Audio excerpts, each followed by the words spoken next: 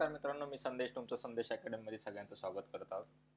अ, आपण चालू केलेल्या गणित स्पेशल सिरीजमध्ये आजचा आपला 2 नंबरचं लेक्चर आहे. त्या पहिल्या लेक्चरमध्ये आपण संख्या आणि संख्यांचे प्रकार बघत होतो. तर आज आपण त्या उरलेले संख्या आणि संख्यांचे प्रकार बघणार आहोत.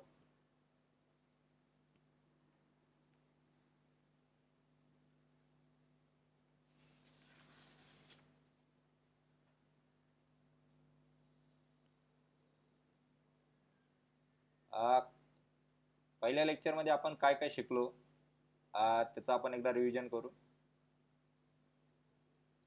पहिल्या लेक्चरमध्ये आपण शिकलो नैसर्गिक संख्या काय असतात,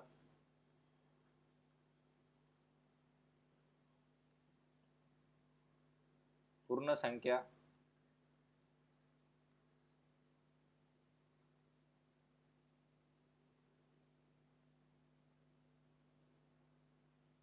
समसंख्या, विषम संख्या,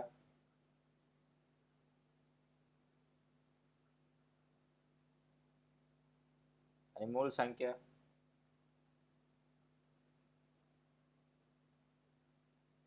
इत्यादी या गोष्टी आपण शिकलो. आज आपण काय शिकणार आहोत? आज आपण शिकणार आहोत संयुक्त संख्या म्हणजे कंपोजिट नंबर्स, नंतर समूळ संख्या, कोप्राइम नंबर्स किंवा रिलेटिव्ह प्राइम नंबर, विरुद्ध संख्या, ऑपोजिट नंबर, गुणाकार व्यस्त संख्या, परिमेय संख्या, अपरिमेय संख्या आणि केवळ मूळ संख्या. आज आपण या 7 संख्यांचे प्रकार बघणार आहोत. तर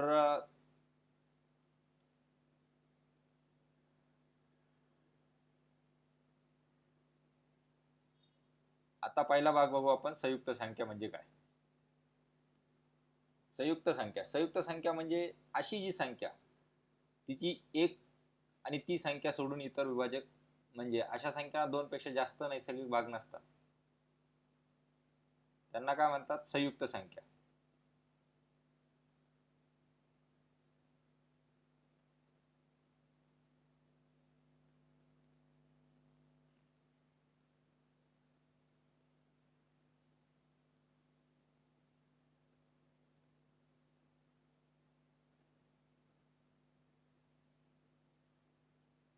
ठीक आहे. उदाहरण आहे 4. चारचे विभाजक काय आहे? 4ला कोणा भाग जातो? 1, 2 आणि 4. किती विभाजक झाले? 3 विभाजक झाले. 6ला कितीना भाग जाईल? 1 ना जातो, 2 ना जातो, 3 ना जातो, 6 ना जातो. ओके. 9ला 1, 3, 9. 12ला 1, 2, 3, 4, 6, 12. म्हणजे संयुक्त संख्या म्हणजे काय? अशा संख्यांना 2 पेक्षा जास्त नैसर्गिक संख्यांना भाग जातो, त्यांना नैसर्गिक संख्या असतात. आता एक महत्वाची लक्षात ठेवा, एक ही ना मूळ आहे ना संयुक्त आहे. 2 ही पहिली एकमेव सममूळ संख्या आहे. 2 पेक्षा जास्त सम संख्यांचा वर्ग संख्यापेक्षा एक मोठा संयुक्त संख्या असतो. समजला?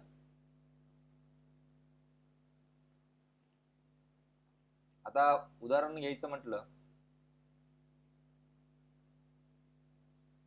तर आपण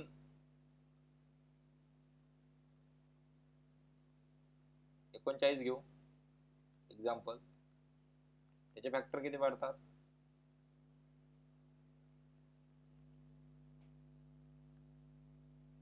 13 ना भाग जातो.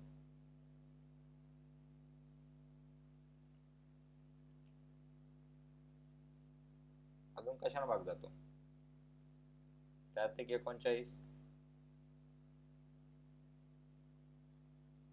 अजून 1 ना जातो. या झाल्यात 2. आता जर 9 घेतला, 9 किती जातो? 1, 3, 9 आणि स्वतः एक संख्या अशी 39. त्यात 39. याला काय म्हणतात? संयुक्त संख्या. म्हणजे कमीत कमी त्या संख्येला 2 पेक्षा जास्त नैसर्गिक संख्येना भाग जातो, अशा संख्यांना संयुक्त संख्या असे म्हणतात. समजली कन्सेप्ट? आपण याच्यावर एक्झाम्पल पण बघणार आहोत. आता पुढचं आहे समूळ संख्या. समूळ संख्या म्हणजे काय? कोप्राइम नंबर किंवा रिलेटिव्ह प्राइम नंबर. समूळ संख्या म्हणजे अशा 2 संख्यांच्या जोड्या ज्यांचा एकमेव समान कॉमन फॅक्टर एकच असतो. म्हणजे दोन्ही संख्यांना एक शिवाय दुसऱ्या कोणत्याही संख्येने एकत्र भाग जात नाही. आता 8 आणि 15, 8चे फॅक्टर काय? 8ला भाग कशाने जातो? एकाने जातो, दोनांना जातो, चारांना जातो, 8 जातो. 15चा 1, 3, 5 आणि 15. आता याच्यात कॉमन फॅक्टर कोणता आहे? 1 आहे. म्हणजे एका संख्येने भाग जातो फक्त, बाकी दुसऱ्या संख्येने जात, त्यामुळे याला काय म्हणतात? समूळ संख्या. आता दुसरं उदाहरण 9 आणि 10. 9चे फॅक्टर काय? 1, 3, 9, 1, 2, 5. याचा कॉमन फॅक्टर काय आला? 1. आता आता समूळ संख्या नसलेले उदाहरण पण मी तुम्हाला दिलेले.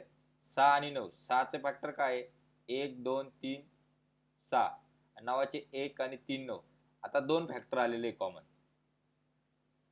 पहिला हा 1 आलेला आहे, दुसरा हा 3 आलेला आहे. त्यामुळे ही समूळ संख्या नाहीये. समूळ संख्या नाहीये.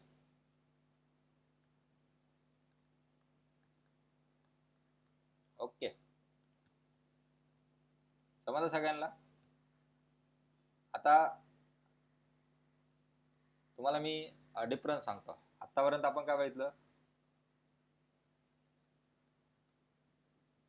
समूळ संख्या आणि संयुक्त संख्या.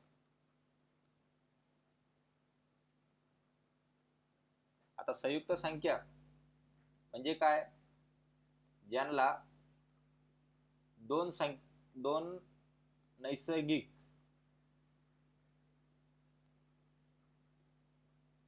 संख्यापेक्षा जास्त यांनी भाग जातो,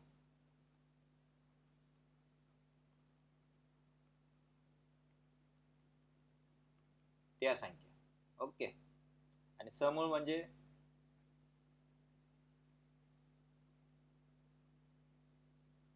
समूळ संख्या म्हणजे त्यांचा जो विभाजक आहे एकच असतो, म्हणजे समान, त्यांना काय म्हणतात? समूळ संख्या. ओके. आता याच्यात काय आहे? 4 आहे. 4चे फॅक्टर काय? 2, 4, सॉरी, ओके, आणि 1. हे 3 फॅक्टर झाले. नंतर 6चे 1, 2, 3 आणि 6. 8चे 1, 2, 4 आणि 8. ओके. आता समूळ संख्या बघा, याचे फॅक्टर किती आहे? 2पेक्षा जास्त. आता यांचा कॉमन फॅक्टर पाहिजे आपल्याला.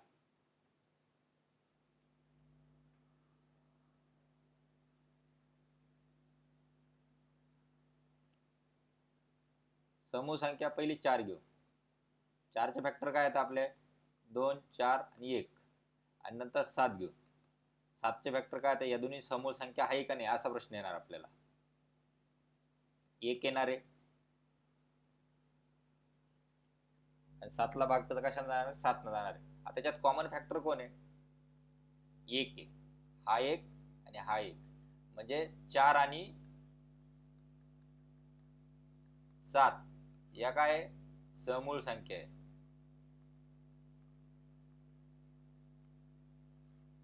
ओके, समजलं सगळ्यांना?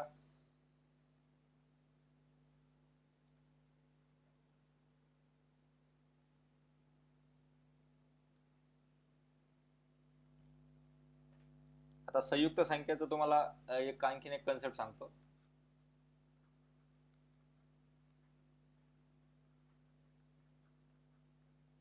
संयुक्त संख्या पहिली कन्सेप्ट आहे, सर्वात लहान कोणती? सर्वात लहान धन समसंयुक्त संख्या कोणती? हा प्रश्न येऊ शकतो. सर्वात लहान धन संयुक्त संख्या कोणती? तुमचं उत्तर पाठ पाहिजे. कोणती संख्या आहे? 4 आहे. दुसरा प्रश्न,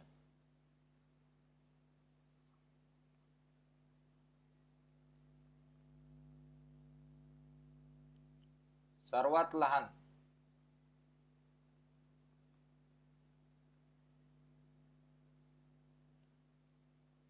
दोन अंकी विषम संयुक्त संख्या कोणती?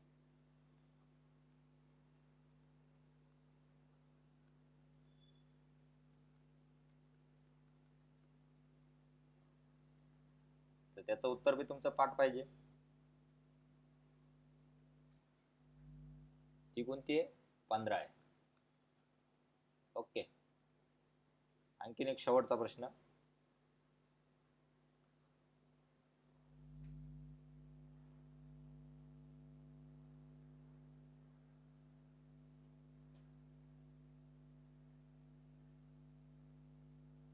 आता याचाच एक ऑपोजिट, सर्वात लहान धनसंयुक्त संख्या. धनसंयुक्त संख्या बघितली आपण, धन सम बघितली. आपल्याला बघायची आता याच पॉइंटला रिप्लेस करू आपण, तिथं बघू.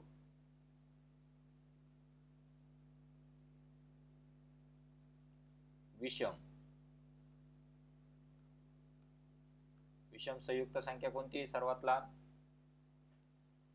ती 9 आहे.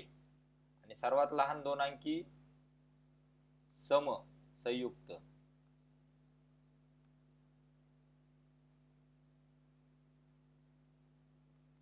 ती कोणती आहे? 10. ओके, समजलं तुम्हाला? हे 4 पॉइंट आहे संयुक्त संख्येचे, हे विचारले जातात की तुम्हाला सर्वात लहान धनसम संयुक्त संख्या कोणती? 4.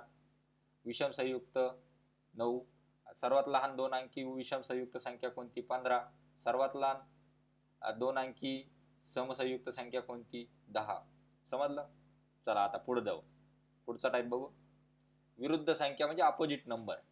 विरुद्ध संख्या म्हणजे अशा दोन संख्या, त्या संख्यांच्या जोडीची बेरीज किती येते? 0 येते.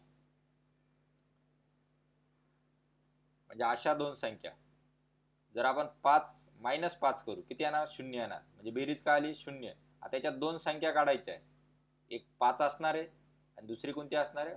-5 असणार आहे. तेव्हा हे काय होणार आहे? 0 होणार आहे. समजलं? याला काय म्हणतात? विरुद्ध संख्या किंवा अपोजिट नंबर. म्हणजे एखाद्या संख्येच्या विरुद्ध संख्येला म्हणतात ती संख्या की ज्या त्याच्या उलट चिन्हाने असेल. जर x, गणिताचं ते जर x प्लस असेल तर त्याचा विरुद्ध काय राहणार आहे? x मायनस राहणार आहे. ज्यावेळेस आपण समीकरण सोडवतो x + 2 = 0, ज्यावेळेस हा x ची व्हॅल्यू काढायची राहतो, 2 बरोबरच्या साईनच्या तिकडे जाणार असेल तर तो काय होतो? -2.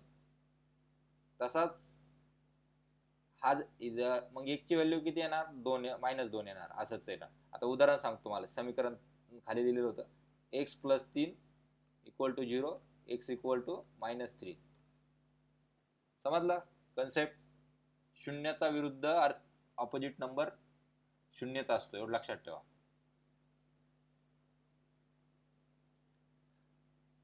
गुणाकार व्यस्त संख्या म्हणजे अशी संख्या जिच्या एखाद्या संख्येसोबत गुणाकार केल्यास उत्तर 1 येतं. म्हणजे इन्व्हर्सली प्रोपोर्शनल करायचं. a गुणिले a, हा 1 कटला, हा 1 कटला, उत्तर आलं 1. म्हणजे एखाद्या संख्येचा गुणाकार व्यस्त संख्या म्हणजे तिचा उलटा, रेसिप्रोकल. सोप्या भाषेत म्हणजे n चा गुणाकार व्यस्त 1/n, ab चा गुणाकार व्यस्त b/n. आता n = 1/n आणि ab = b/a. हा b वर जाणार अंश जागी आणि a छेदास ठिकाणी येणार. ओके. आता पहिलं उदाहरण, मूळ संख्या 2 दिलेली आहे आपल्याला. 2 ची गुणाकार व्यस्त काय येणार आहे? 2 = 2ला काय खाली न्यावं लागणार? छेदास्थानी 1/2. समजलं?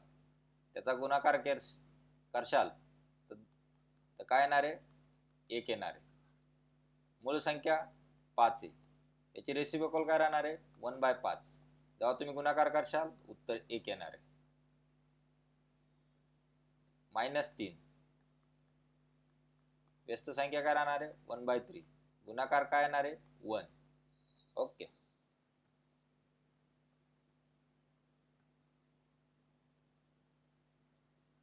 आता तुम्हाला गुणाकार व्यस्त संख्या आणि विरुद्धार्थी संख्या या दोन कन्सेप्ट मी तुम्हाला कॉन्सेप्ट मधला डिफरन्स सांगणार, जसं संयुक्त संख्या आणि समूह संख्या मधलं सांगितलं तसं.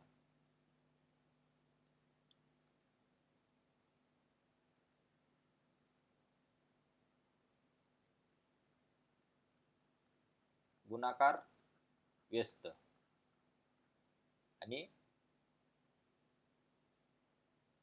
विरुद्धार्थी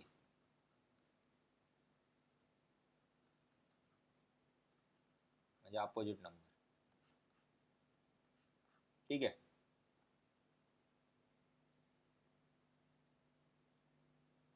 आता विरुद्धार्थीचा पहिला पॉइंट आहे, यांची बेरीज काय यायला पाहिजे, म्हणजे सॉरी बेरीज नाही बोलता येणार आपल्याला,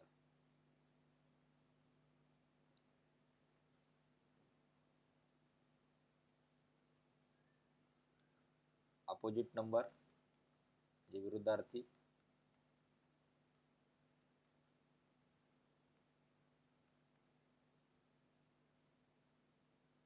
आणि गुणाकार व्यस्त.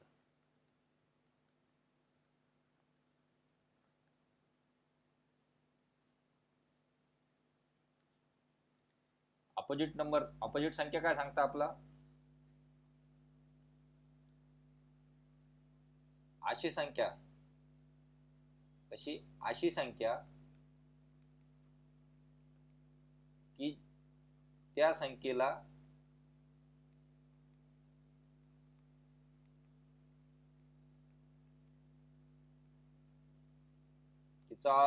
तिचे अपोजिट साइन दिल्यास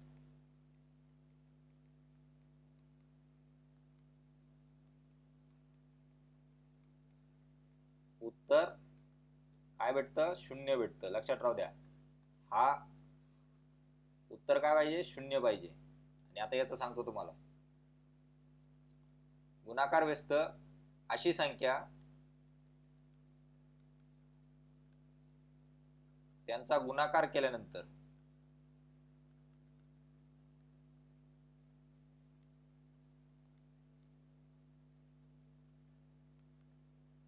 त्याचे उत्तर काय पाहिजे आपल्याला,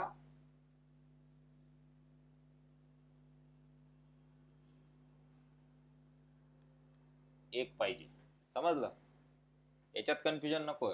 विरुद्धार्थीचं उत्तर की 0 येतं आणि गुणाकार व्यस्तचं उत्तर 1 येतं. आता एक्झाम्पल मी तुम्हाला सांगतो. पहिलं एक्झाम्पल आहे -3, याचा अपोजिट काय असणार आहे 3. 5 चा अपोजिट काय असणार आहे -5. जेव्हा 5 - 5 करू त्यावेळेस उत्तर काय येणार आहे आपलं 0 येणार आहे. लक्षात ठेवा, याच्यातही काय करणार -3 + 3 करू आपण, तेव्हा उत्तर 0 येणार आहे. समजलं. आता याचे उदाहरण, गुणाकार व्यस्त. गुणाकार व्यस्त काय सांगितलं, अशी संख्या त्यांचा गुणाकार त्याचे उत्तर 1 आले पाहिजेत. आता हा 4 आहे, 4 चा गुणाकार व्यस्त किती आला पाहिजेत 4 गुणिले 1/4. जेव्हा हा 4 4 कटतो त्यावेळेस उत्तर काय येणार आहे 1 येणार आहे. दुसरा -5 दुसरं गुणिले 1/-5. हा 5 5 गुणणार, भाग जाणार, उत्तर काय येणार 1. समजलं सगळ्यांना गुणाकार व्यस्त आणि विरुद्धार्थी संख्या. परिमेय संख्या. परिमेय संख्या अशी संख्या की जी दोन पूर्ण संख्याचे गुणोत्तर म्हणजे फॅक्टर रूपात लिहिलं जातं. फॅक्टर म्हणजे काय, अंश आणि छेद, याला काय म्हणतात फॅक्टर रूपात. म्हणजे p आणि क्यू. आता पी आणि क्यू जो छेद असतो तो छेद कधीच शून्य असायला नको, ही महत्वाची गोष्ट आहे. छेद शून्य असेल तर भागाकार दिला जाऊ शकत नाही. म्हणजे सोप्या भाषेत सांगायचं, जी संख्या फॅक्टर रूपात लिहिता येते अशा संख्याला काय म्हणतात, परिमेय संख्या. पहिलं उदाहरण 3/4, 3/4 ही परिमेय संख्या आहे, कारण डिनॉमिनेटर शून्य नाही, छेद शून्य नाही. दुसरं 5 ही संख्या भी परिमेय संख्या असू शकते. 5, 4, 3 याच्या खाली छेदस्थानी 1 आहे, हे आपण दाखवत नाही पण तो 1 असतो. या सगळ्या काय झाल्या, परिमेय संख्या.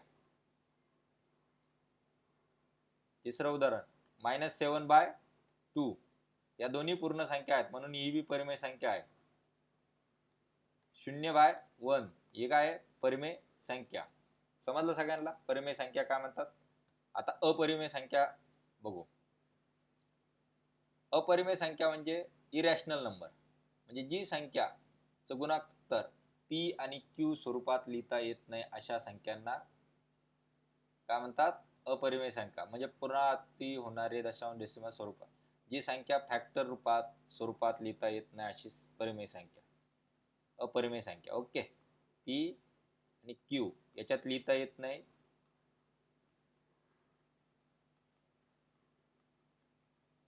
ती संख्या. उदाहरण √2 144, हे कधी संपत नाही पॅटर्न आणि रिपीट पण नाही येत. 1 4 1 1 4 1 4 2 1 3 5, म्हणजे एक पण संख्या कंटिन्यूअली रिपीट नाही होत. 1.66666 अशी पण रिपीट होत नाही, एवढं लक्षात ठेवा. म्हणून याला अपरिमेय संख्या असे म्हणतात. आता पायची व्हॅल्यू काय, 22/7 घेतो आपण आणि या दशांश मध्ये घ्या 3.14, पुढं 1 एक पण व्हॅल्यू रिपीट झालेली आहे नाही झाली, म्हणून ही अपरिमेय. युलर नंबर काय आहे 2.71 आहे, त्याच्यानंतर सगळे व्हॅल्यू रिपीट नाही झालेले आहे, ही सुद्धा अपरिमेय. आता लक्षात ठेवायचे एक, जर एखादी दशांश संख्या शाश्वत किंवा पुनरावृत्त नसलेली तर ते अपरिमेय संख्या. आता √4 म्हणजे 4चं वर्गमूळ काय 2 आहे, तर ही परिमेय संख्या नाही, कारण 2 ही परिमेय संख्या आहे, अपरिमेय संख्या नाही. म्हणजे ज्यांना डेसिमल पॉईंट मध्ये लिहिलं जाऊ शकतं अशा संख्यांना अपरिमेय संख्या, पण त्या डेसिमल पॉईंट सुद्धा रिपीट नको व्हायला.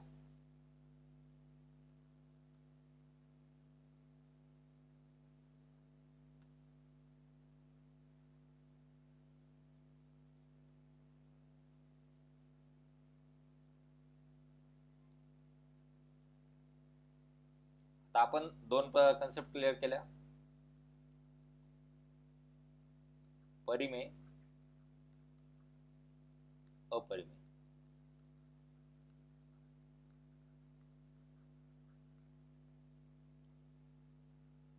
परिमेय संख्या फॅक्टर रूपात लिहिता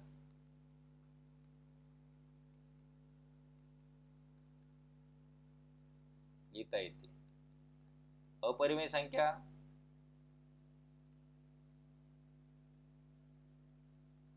फॅक्टर रूपात लिहिता येत नाही.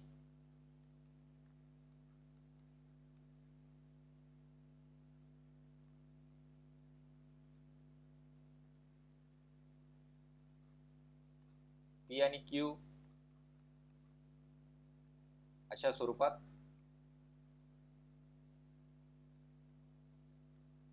पात असलेली संख्या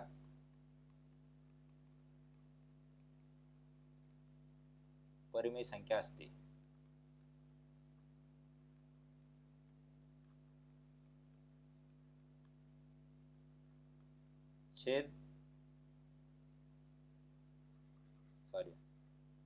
छेद हा कधीच शून्य नसावा. ओके,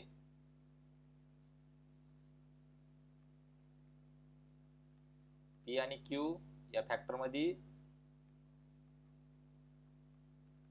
नसते. ती कशी असते? √2 पाय 3.14 युलियर नंबर 2.71 या झाल्या अपरिमेय संख्या. या झाल्या परिमेय संख्या. परिमेय संख्याचं उदाहरण 5/2 3/4. ओके, चला आता पुढला केवल मूल्य संख्या. केवल मूल्य संख्या म्हणजे काय? अशा संख्या त्यांचं शून्यापासूनचं अंतर.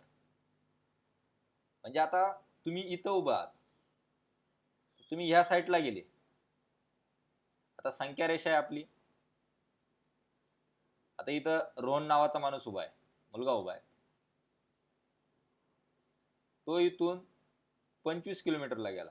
किती? संख्या रेषा इकडं पॉझिटिव्ह असते आणि इकडं निगेटिव्ह असते. ओके, तो 25 मीटर गेलेला आहे. हा रोहन आहे, हा चालला, हा 25 मीटर आला आणि हा इकडं सुशांत आहे, तो पण किती मीटर आला? 25 मीटर आला. आता सुशांत 25 मीटर वय आणि रोहन पण 25 मीटर वय. लक्षात ठेवा, सुशांत 25 मीटर वय. संख्या रेषेच्या याच्यानुसार रोहन हा पॉझिटिव्ह डायरेक्शनला आहे, म्हणजे तो 25 ला आहे आणि सुशांत हा -25 ला आहे. ओके, आता याचं कधी बी अंतर हे वजामध्ये मोजलं जाऊ शकत नाही. म्हणजे शून्यापासूनचं हे जे अंतर आहे, तुम्ही कुठे उभे असाल, तुम्ही आज एका पोझिशनला घरात उभे, घरातून वट्ट्यापर्यंत गेले, तर ते तुम्ही अंतर कापलं, ते कधी तुम्ही निगेटिव्ह मध्ये सांगू नाही शकत. मी 2 पावलं चाललो किंवा 100 मीटर चाललो, या गोष्टी समजलं. मग आपल्याला त्याचं मॅग्निट्यूड काढायचं असतं. केवळ त्यालाच काय म्हणतात? केवल मूल्य म्हणजे ऍब्सोल्यूट व्हॅल्यू. आता 25 आहे, 25चं मॅग्निट्यूड काय येणार आहे? म्हणजे केवळ मूल्य 25च येणार आहे. ज्यावेळेस -25 असणार आहे, त्याचं काय येणार आहे? 25 ला येणार आहे. म्हणजे वजा हे चिन्ह आहे, वजा हे चिन्ह काढून टाकून जी मूळची संख्या आहे ती मांडणे म्हणजेच केवळ मूल्य संख्या. म्हणजे ती संख्या आहे याचा मूल्य घेतो पण चिन्ह साइन न घेता. समजलं? म्हणजे कोणत्याही संख्याचा कितीही निगेटिव्ह असली तरी तिचं केवळ मूल्य कायम धनात्मक पॉझिटिव्ह असतं. हा x आहे, x हा शून्यापेक्षा काय आहे? मोठा आहे. त्यामुळे x ची व्हॅल्यू काय येणार आहे? x ही पॉझिटिव्ह येणार आहे. x हा शून्यापेक्षा लहान आहे, तर x ची व्हॅल्यू काय आता? मायनस येणार आहे, -x येणार. पण आपण काय मानणार आहे? x मानणार आहे. यालाच काय म्हणतात? केवळ मूल्य संख्या. समजलं?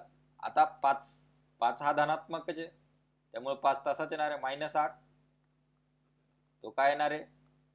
मॅग्निट्यूड काढायच्या वेळेस असताना हा 5 दिलेला आहे, तर मॅग्निट्यूड काढायच्या वेळेस हे साइन देऊन मग पुढं 5 लिहिणं गरजेचं असतं. एवढं लक्षात राहू द्या.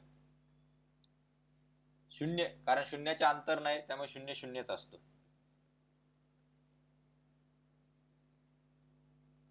आता आपण प्रश्न चालू करूया. पहिला प्रश्न आहे, 1 पासून तर 100 पर्यंतच्या सर्व विषम संख्यांची बेरीज किती? 1 पासून 100 पर्यंतच्या सर्व विषम संख्यांची बेरीज किती? ऑप्शन 1 आहे 5050, ऑप्शन 2 आहे 2500, ऑप्शन 3 आहे 2550, ऑप्शन 4 आहे 2450. आता हे उदाहरण कसं सोडवायचं मी तुम्हाला सोपी पण ट्रिक सांगणार आहे आणि एक मॅथच्या प्रोसेस नुसार पण सांगणार आहे. ठीक आहे,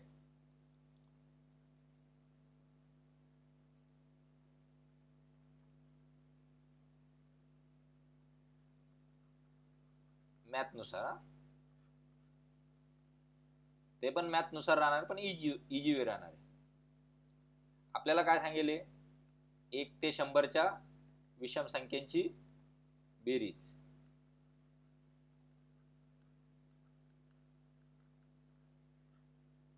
आता 1 ते 100 विषम संख्यांची बेरीज म्हणजे कसं, पहिल्यांदा आपल्याला 1 ते 100 मध्ये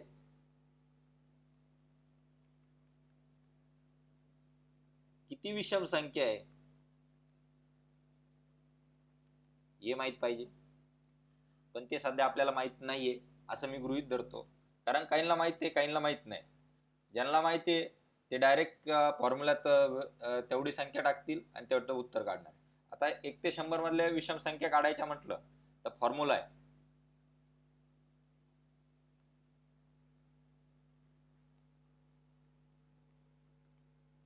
म्हणजे सूत्र आहे टॉईस n -1. ओके, म्हणजे आपल्याला काय 100 संख्या काढायच्या, आपल्याला 100 पर्यंत पाहिजे. त्यासाठी आपल्याला काय करावं लागेल, 2 100 यायला पाहिजेत. 100 येण्यासाठी आपल्याला काय करावं, किती न गुणावं लागणार आहे, 50 ना -1 किती आलं, 99. हा झाला 100 पर्यंत. ओके, 99 पर्यंत झालं, आलं आपलं 99 उत्तर. आता एवढे किती पद आहे, हा एक फॉर्म्युला झाला. 99 आला टॉईस n, म्हणजे शेवटची विषम संख्या कोणती आपली, 99 आहे. तर आपला मेन फॉर्म्युला आपल्याला टाकायचा आहे, n इक्वल टू किती पद आहे ते पाहिजे. शेवटची संख्या ती आली मायनस पहिली संख्या भागिले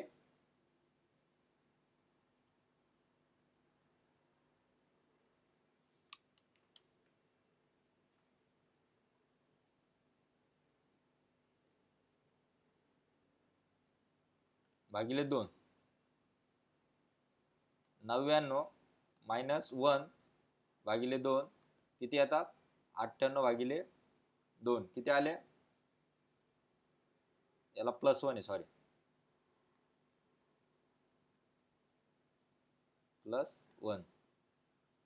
98 भागिले 2 +1 किती आले, 49 +1 किती आल्या, किती संख्या आल्या, 50. 1 ते 100 मध्ये किती आहे,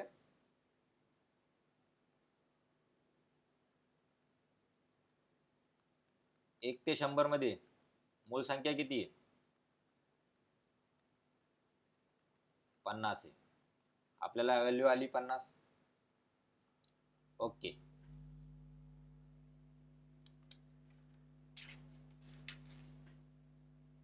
आता बेरीज काढायची.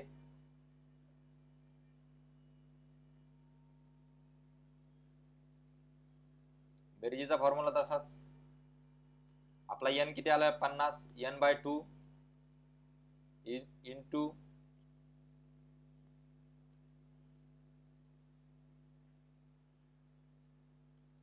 a प्लस l करायचा आपल्याला.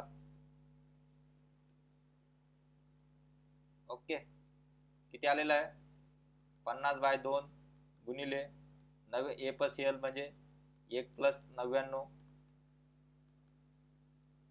हा 25 गुणिले 100 किती आलं, 2500.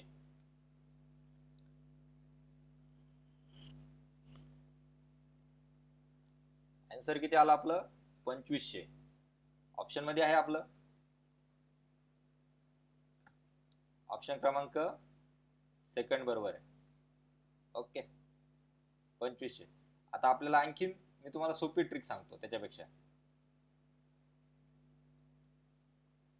ज्यावेळेस विषम संख्या असतात, क्रमगत विचारलं तर विषम संख्या असतात, तर पहिल्या 1 आणि +3 म्हणजे किती होतात, 4 होतात. या विषम संख्या 1 + 3 + 5 किती झाले, 9 झाले.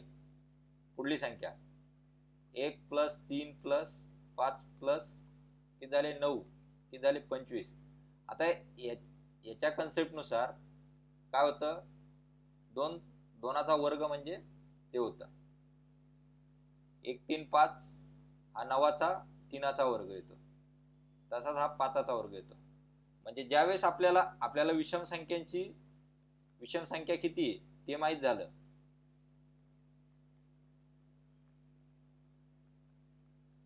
किती आल्या होत्या 50 आला होता, म्हणजे त्याचा आपल्याला काय करायचा, फक्त वर्ग करायचा. 50चा वर्ग किती 2500. आन्सर किती आलं 2500. ओके, समजलं सगळ्यांना?